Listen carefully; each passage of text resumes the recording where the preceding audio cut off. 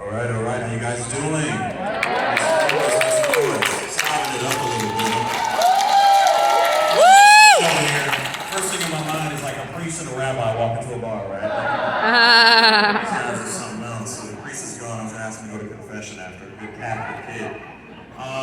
Let me start off. My name is Derrick Gradenigo, okay? And I am not a clergyman. I am a sinner.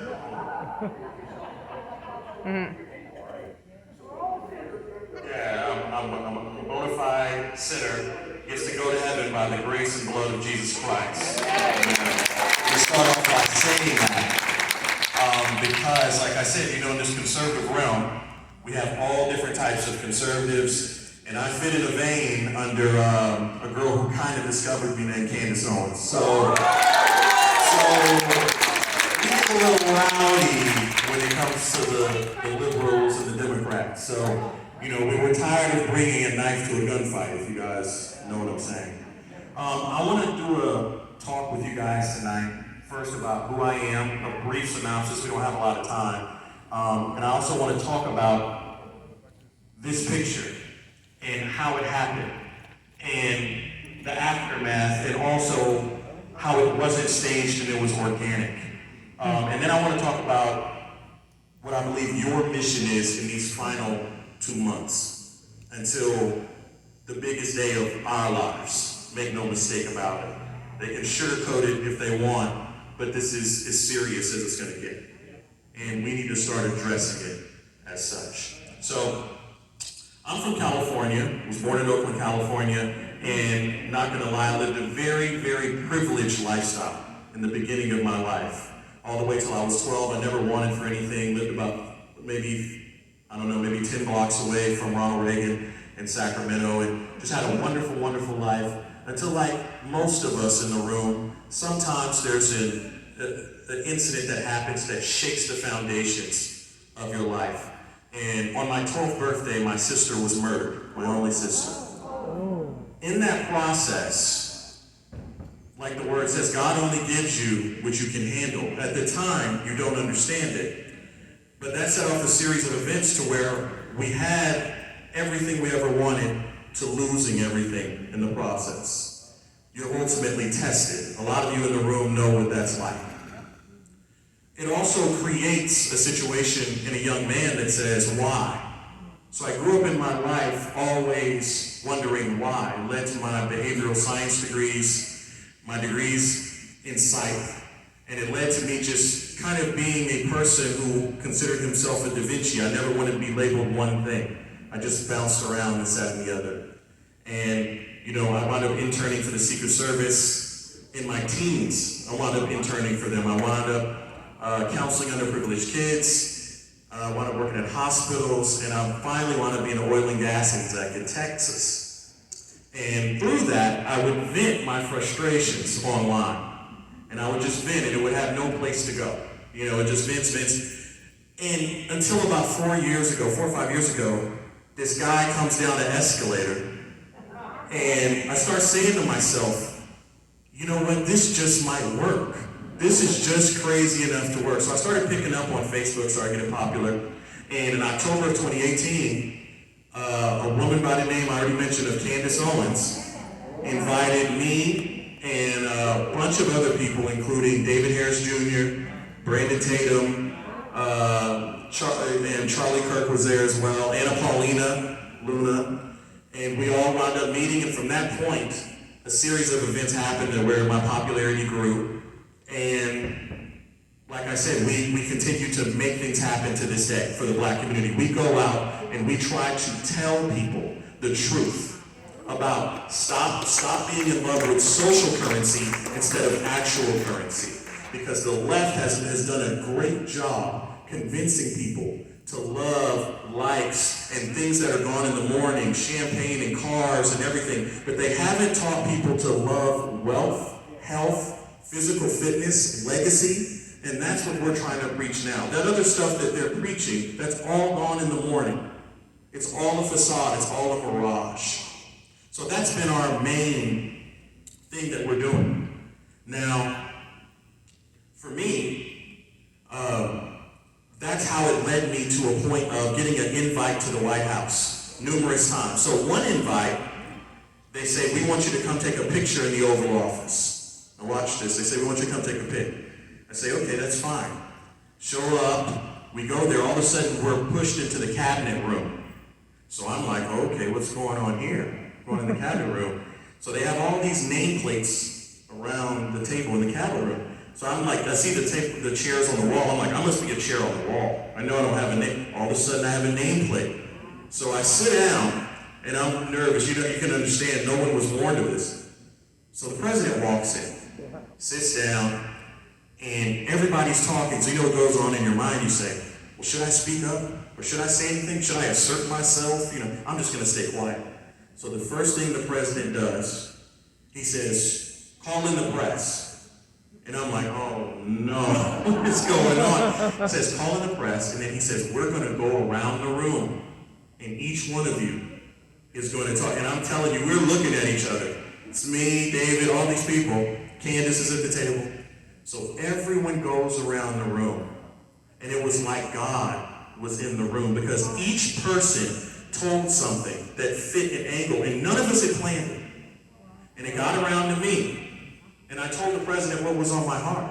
And I told him from the age of 5, growing up in Sacramento, that when I would look on TV, he was one of the only Caucasian men that I could see from my TV that was hanging out with Michael Jackson, hanging out with Bobby Brown, hanging out with these dance hall legends, and he's perfectly happy. And so how much it bothered me today to hear these evil people call him racist with no facts. We appreciate it. Everyone else went around the table, and we decided the press is sitting there, and they are angry. They're angry at this. They're angry hearing these compliments for him. One of them gets up and just walks out. We're on the table. We're sitting here saying, we can't believe this is happening. So we decide to go around and say a prayer. So that's how we wound up in this position. We all sat there. We said a prayer. What you're seeing now is not a cameraman pointing at them. This is all the press, and they are furious looking at him. Now, what he does in another picture, which you can see, he opens his eyes, and he looks straight at them. And so when you know the story, you recognize that he's looking at them, and he's basically saying there's nothing you can do to stop me. It's amazing. This is the only man that I've ever seen or heard of from the Oval Office that has used the words, our Lord and Savior Jesus Christ, on his Easter address. We have to recognize this. I want to talk for a minute about your mission. What I believe your mission is these final 8 weeks. It'll be 8 weeks starting next Tuesday. Because we need you in this mission. Now, a lot of people are saying, well, what do you mean, Derrick? I'm here. I'm obviously in the mission. I want you to think 5-dimensionally. Because a lot of us have been trained. We've been programmed. That's why they call it programming on this media. We think in groupthink. And we say, well, because our guys are doing this, we're going to do it. Or because our people over here are doing this, we're going to do it. I need people to understand they have their own individual relationship with Jesus.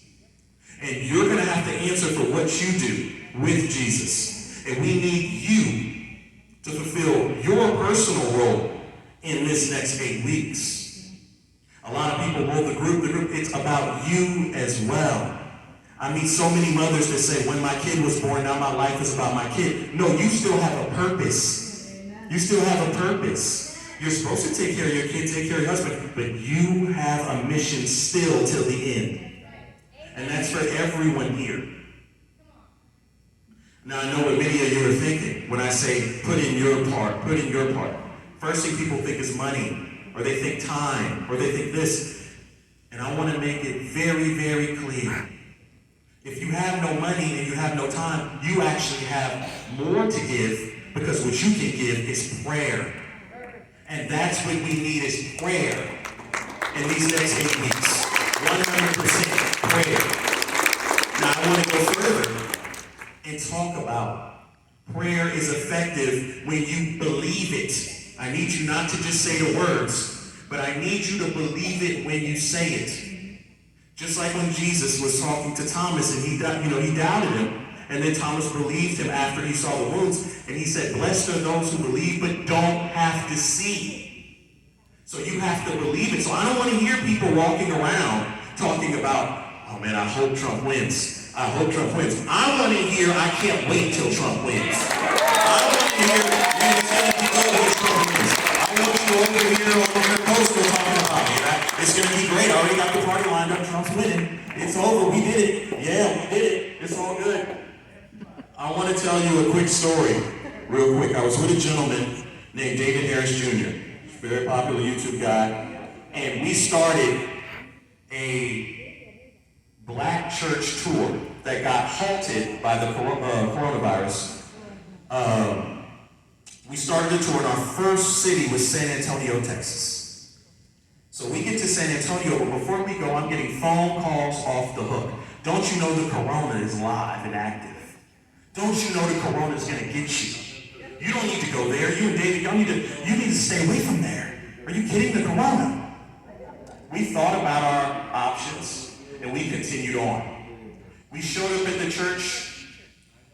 We gave testimony, prayed over everyone, and it was wonderful. The person called back and said, aren't you afraid now? And I told him the following. The same thing I'm going to tell you here. When somebody says, aren't you afraid, y'all are all in close proximity here. You have a disease that supposedly doesn't harm children. Or a virus that doesn't harm children. The mortality rate is extremely low. Is that a little scary? A little. But you know what's more scary? What's more scary is that in New York City, right now, there are more aborted babies, black babies, than live births. Do you understand how big a number that is? That's scary. You know what's also scary? In July of last year, the president helped free 3,000 men. 91% of them were African American, but you don't know about it because your media won't tell you. That's scary. What else is scary is that last month in August, 500 people were shot in Chicago alone. Where's the boycott? Where's the kneeling? 500 people shot? What is this? World War II? This is what I'm trying to tell you. They want to scare you. But you know what? You know what we're saying by being here? We're saying that we'll be damned if the Speaker of House can go get a bump and press on her hair, but we can't fellowship here and motivate each other and love one another.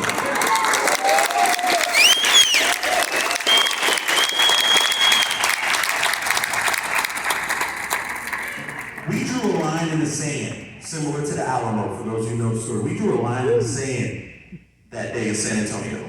Just like we're drawing a line in the sand here today. I'm calling it right now. We are drawing a line in the sand right now.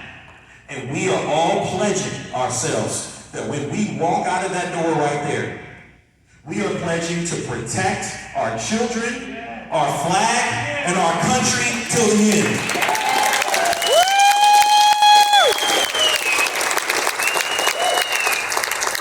Now I know my time's running, so I want to close out here with a question.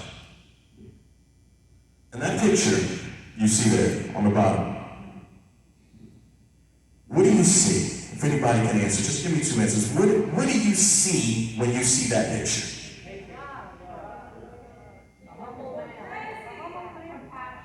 Prayer. Let me tell you what I see. Yeah. Let me tell you what I see. How many of you, by show of hands, have heard of the Washington Monument? So the Washington Monument, how many of you know that wasn't the first Washington Monument? So in the Smithsonian right now, there is a statue of George Washington seated on the throne of sorts, and it's kind of like a Greek kind of thing, shirtless with a robe. What's important about the statue is that he's holding a sword, okay? He's holding a sword, but unlike other statues where you're holding a sword and it's out, George Washington is sitting holding the sword backwards with the hilt facing out. And what he's doing there is showing the people that he's giving the country, when they won, he's giving the country, as he leaves office, he's giving the country back to the people. What Donald Trump is doing in this picture, the media came out 48 hours later.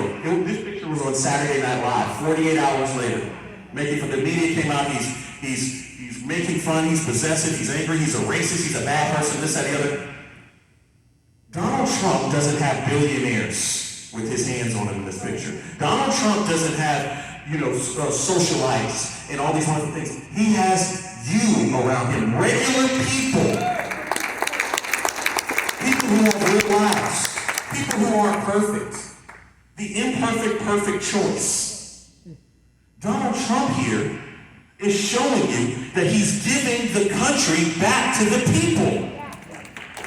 And in the top we see, that's the legacy. That's the legacy that he's laying out. And he's saying, this is what I'm giving back to the people in this picture. We only have one job, people. We only have one job. We've got to meet him halfway. He cannot do this alone. And I know many of you are saying, I'm doing it, and I'm saying, we can do more. We have 8 weeks. We are living in a time that people will remember forever. And I promise you that. You don't get to have these moments. The Pope put Galileo on house arrest. It was years later that the chroniclers made the legacy of Galileo a popular legacy. You don't know till years later. We are living in such a polarizing time. We already know Donald Trump is going to be a legacy years from now. So the question is, are you showing what side of history that you stand on? Because you're being forced to make a choice. I promise you that. And right now, we have to survive until this election day, and we're going to be victorious. We are going to win. We're going to eradicate all of our country of this demonic presence. And this man has been chosen to lead us. Again, I don't want to soundbite, because the first thing they'll do is say, he said Donald Trump is Jesus. No, I'm not saying that. I'm saying this man has been chosen. He's been chosen. And we know this. We've got to stand behind him and do our part. And please, the last thing I'm going to leave you with, have absolutely no fear of any censure, anyone coming after you. Have no fear, because God is on our side, and allow God to save you if it so pleases him to save you. But right now is the time that is going to be remembered forever. So thank y'all. I love y'all, and have a good night.